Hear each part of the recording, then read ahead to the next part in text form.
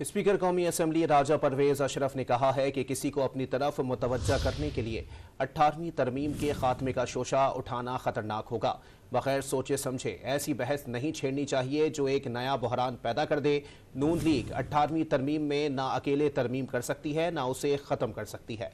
Don news के anchor person अफसा कोमल को खुसूसी interview में राजा परवेज अशरफ का कहना था कि 18वीं तरमीम करके जियाउल हक का नाम आइन से निकालने और 58(2)B की तलवार के खात्मे का क्रेडिट आसिफ अली जरदारी को दिया जाना चाहिए।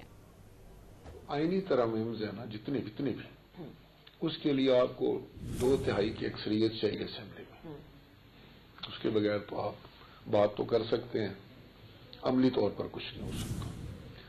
दूसरा ये है कि ये जो 18वीं तरमीम थी इसमें कोई किसी शिक पे जरूर एतराज हो सकता है, किसी को कोई उसको कह सकता है कि भाई ऐसा नहीं ऐसा होना चाहिए था। ये तो एक मुमकिन बात है और ये कोई ऐसा नहीं होता कि जिसमें तब्दीली नाजायज हो जाए करनी हो तो फिर जो बनाने वाला फोरम है वो उसमें तब्दीली भी कर सकते हैं। लेकिन इसमें एक चीज का बहुत ख्याल रखना पड़ेगा कि ये पाकिस्तान जो है वो 4 इकाइयां हैं उसकी, ये फेडरेशन है।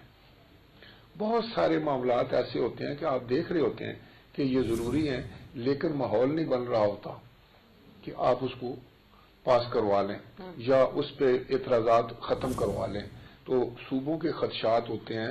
तो हमें ऐसी कोई बहस बगैर सोचे समझे नहीं छेड़नी चाहिए जिस पर हम एक नई बहस में उलझ जाएं, एक और इशू हम खड़ा कर लें सिर्फ एक वोट हासिल करने के लिए या कोई किसी को कोई अपनी तरफ मुतवज्जो करने के लिए कोई शोशा उठाना जो है वो मेरे ख्याल में बहुत खतरनाक बात हो।